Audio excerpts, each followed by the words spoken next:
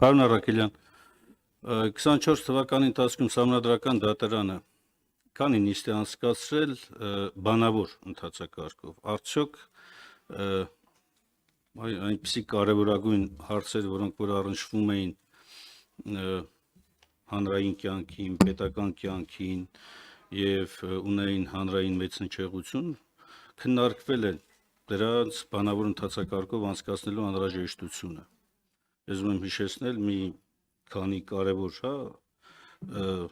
հարցեր, որոնք ուղղակի Սահմանադրական դատարանը գրավոր ընթացակարգով, այսպես հրապարակում է որոշումներ, հետո ընկնում են մարդիկ, սկսում են տանջվել, չարչարվել, մեկնաբանություններ հայցել, թե այս կամ այն որոշման վերաբերյալ ինչ է նկատի ունեցել բարձր դատարանը։ Բանավոր ընթացակարգով որոշակի նաև հնարավորություն կտար, օրինակ նիստի անցկացման ժամանակ հարցերի, պատասխանների շրջանակներում նաև Սահմանադրական դատարանի տեսակետները ստանալ ըստ էության կամ առանձին դատավորների։ Եվ երկրորդ հարցը Սահմանադրական դատարանում տեղի ունեցել նաև փոփոխություն։ Խնդրեի, որպեսզի ասեք, թե 24 թվականի ընթացքում որքան խնայողություն է ձևավորվել Սահմանադրական դատարանի հատկացված միջոցներից եւ ինչ եղել այդ խնայողությունները։ Պարոն Առաքելյան։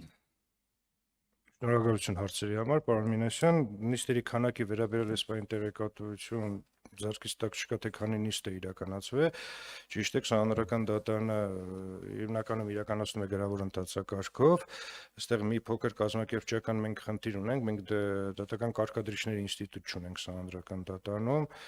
Կարծում եմ դատական կարգադրիչների ինստիտուտը ներդնելուց հետո Սահմանադրական դատարանը ավելի հաճախ բանավոր նիստեր կիրականացնի։ Այստեղ ձեր կողմից որոշակի գնահատական դրվեց նաև դատավորների դատանի որոշումների մեկնաբանման, ավելի մաչելի դարձնելու տեսանկյունից ես ցանկանում եմ տեղեկացնել, եթե նույնիսկ բանավոր ընթացակարգով լինի, բանավոր ընթացակարգի շրջանակներում Սահմանադրական դատարանի դատավորները իրենց կարծիքը մեկնաբանությունները չեն տալիս, այս տեսանկյունից որևէ բան փոփոխություն տեղի չունենա, նիստերը կլինեն գրավոր թե բանավոր։ Սահմանադրական դատարանի դատավորները իրենց դիրքորոշումը ներկայացնում են բացառապես խորհրդակցական սենյակում քննարկումների եւ արդյունքում կայացված որոշման տեսքով։ Այս բանավոր նիստը դրան որևէ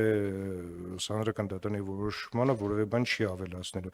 Դե միաժամանակ համաձայն եմ բանավոր նիստի ժամանակ կողմերի դիրքորոշումները ավելի հասանելի կլինեն հանրությանը ավելի շատ տեղեկացված կլինի, թե դատավորության մասնակիցներից կողմից որը քննարկող հարցի վերաբերյալ ինչ տեսակետ ունի։ Սա նիստերի մասով, երկրորդ հարցի մասով խնայողությունները ընդհանրապես մեզ ներկայացված բյուջետը տրամադրված միջոցների խնայողության մասին էր խոսքը։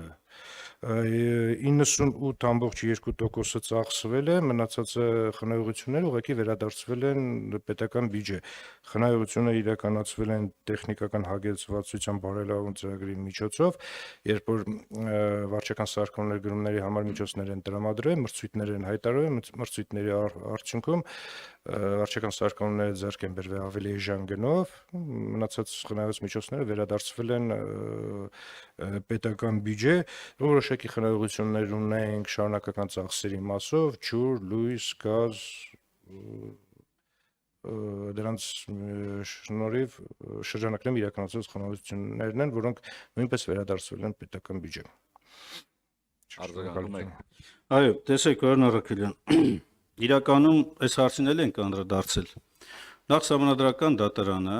գերազանցապես Սահմանադրական արտարադատությունը սկսել է իրականացնել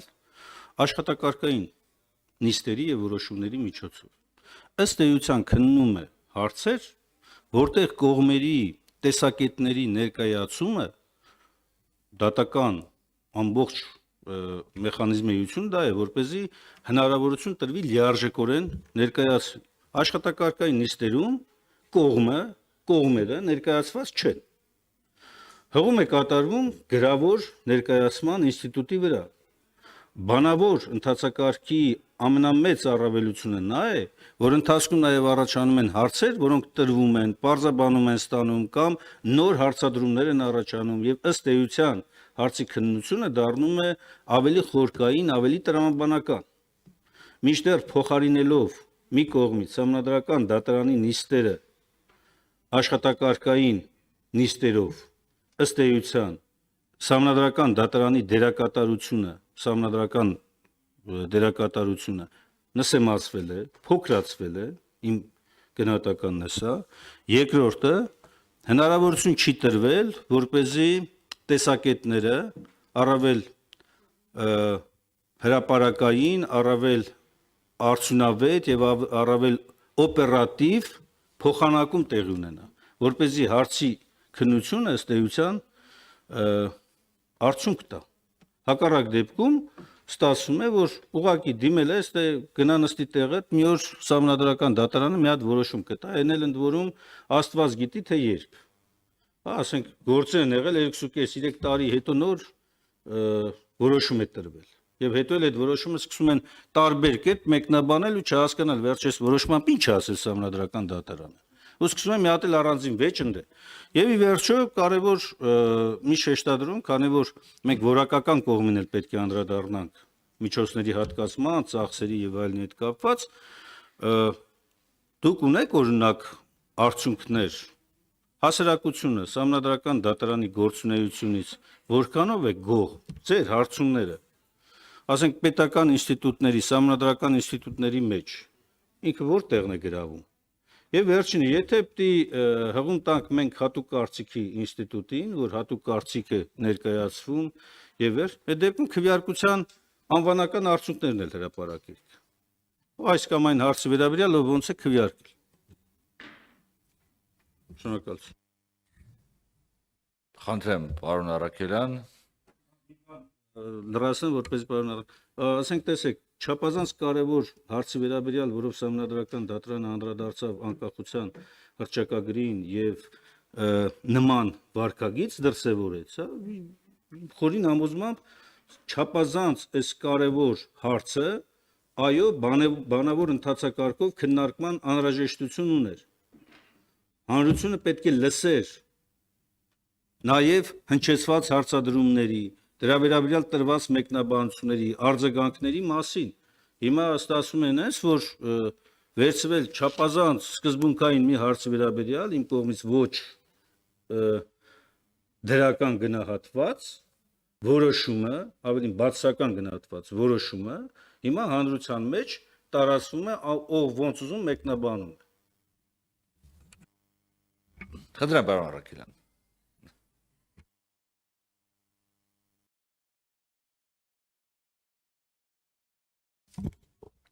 Շնորհակալություն հարցերի համար, պարոն Մինասյան, սկսեմ աշխատակարգային նիստերից։ Տեսեք, այստեղ ես կցանկանայի, որպեսզի շփոթ տեղի չունենար, աշխատակարգային նիստերն ու գրավոր նիստերը լրիվ տարբեր են, իրենք լրիվ այլ խնդիրներ են լուծում, այլ հարցերի են պատասխանում։ Աշխատակարգային նիստերի ժամանակ դատավարական որոշումներ են կայացնում։ Գրավոր նիստերը, որտեղ աշխատակազմի ներկայացուցիչները չկան, բացառապես հանրական դատարանի դատավորն են, այնտեղ արդեն ըստ էության գնահատական է տրվում վիճարկող դրույթին կամ միջազգային պայմանագրին կամ ցանկացած այն հարց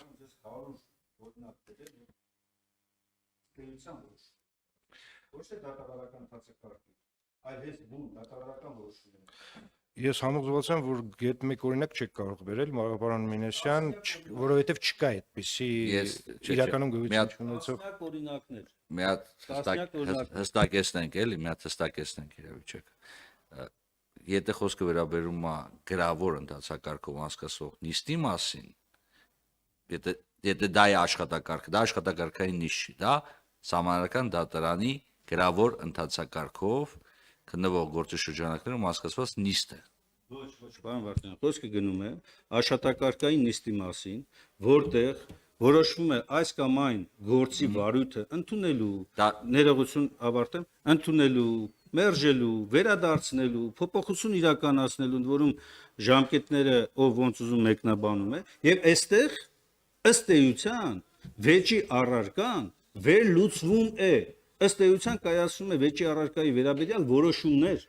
Իմ ասածը սա է, եւ սա աշխատակարգային նիստի ձևակերպման ներքո է կատարվում։ Աշխատակարգային որոշման ներքո է կատարվում։ Ասածը սա է։ Վարույթ ընդունելը կարծես թե տենց է։ Խնդրեմ բարոն։ Շնորհակալություն, պարոն Մինասյան։ Դատավարական ասելով ես նկատում եմ ամբողջությամբ գործը վարույթ ընդունելը, մերժելը, կարճելը, բոլոր այդ հարցերի շրջանակներում իհարկե հանրական դատարանը կարող է իրավական դիրքորոշումներ արտահայտել, բայց որոնք կվերաբերվեն ընդունելու ենթակա ոչ ենթակա լինելուն, կարճելուն, կասեցնելուն, վերսկսելուն, բայց ոչ երբեք վիճարկող դրույթը կամ միջազգային պայմանագրի որևէ դրույթը սահմանությանը համապատասխանող կամ հակասող լինելու վերաբերյալ որևէ գնահատական։ Նման գնահատականներ աշխատակարգային որոշումներով չեն տրվում։ Սա կարող են ըստ էության որոշումներ օգտագործել դրանց վրա հղումներ անել, որպեսզի աշխատակարգային նիստի ժամանակ լուծման ենթակա հարցին պատասխան տրվի, բայց ոչ երբեք չի կարող օրինակ քաղաքացիական օրենսգրքի որևէ դրույթ վիճարկի եւ աշխատակարգային որոշմամբ ասվի, որ այն համապատասխանում է սահմանադրությանը։ Աշխատակարգային որոշմամբ կարող է ասվել, ընդունում ենք քննության, մերժում ենք, կարճում ենք, կասեցնում են գործի վարույթը, վերսկսում ենք, իսկ գնահատականները համապատասխանում է սահմանությանը, թե չի համապատասխանում, կամ եթե համապատասխանում է, ինչ դիրքորոշումներ շրջանակներում է համապատասխանում, այդ ամբողջությամբ տեղի ունենում խորհրդակցական սենյակում գրավոր կամ բանավոր դատավարությունից հետո։ Հիմնականում գրավոր դատավարություններ են իրականացում։ Սա աշխատակարգային նիստերի եւ գրավոր նիստերի տարբերության մասին։ Դուք նշեցիք, որ հանրական դատարանը հաճախ հասկանալի չէ, թե ինչ ժամկետում որոշումներ կկայացնի, բացառություններ են այն դեպքերը։ Հիմա եթե նայենք հանրական դատարանի կողմից մոտավորապես 1700 որոշում է կայացվել, որոնցից հնարավոր է 4-ի կամ 5-ի շրջանակներում է, որ հանրական դատարանը այդ որոշումը չի կայացրել, օրենքով նախատեսված այդ առավելագույն 9 ամսյա ժամկետում, եւ դրա պատճառներն եղել, որ գործի վարույթը կասեցվել է, այդ կասեցման ժամանակահատվածը այդ 9 ամսյա ժամկետի մեջ չի հաշվարկվում, վերսկսելուց հետո այդ ամբողջ ընթացքում, երբ որ հանրական դատարանը զբաղվել է, կասեցման ժամանակահատվածից բացի իրականացվել է 9 ամսյա ժամկետի շրջանակներում։ Պես որ կարծում եմ հանրական դատարանի կողմից ստեյցիան որոշումների կայացնելը դեպքերի 99%-ի բարագայում եղել են շատ կանխատեսելի ու մարդիկ շատ հստակ իմացել են, որ առավելագույն 9 ամսյա ժամկետում այդ որոշումը կկայացվի։ Եթե իհարկե ես գիտեմ 1-2 դեպք եղել է, որ հանրական դատարանը կասեցրել է գործի վարույթը, հանրական դատարանի իր աշխատակարգային որոշումներով, այդ ձեր կողմից նշված աշխատակարգային որոշումներով հիմնավորել է թե ինչի համար է կասեցնում եւ ինչ ուսումնասիրություն պիտի իրականացնի, որ ստանա այն անհրաժեշտ տեղեկատվությունը, որ ըստ էության որոշում կայացնի։ Անվանական արդյունքների հետ կապված ես լրիվ համաձայն եմ ձեզ հետ, կարելի է նաև հրապարակել, բայց որպեսզի դա հրապարակվի, պետք է ուղղակի օրենսդրական փոփոխություններ տեղի ունենան, ըստ էության օրենսդրությունն է պահանջում, որ անվանական արդյունքները քվեարկության չհրապարակվեն։ Չնայած իմ անձնական տեսանկյունից դրանք հրապարակման ենթակա են, էլի։ Քվեարկության անվանական արդյունքները։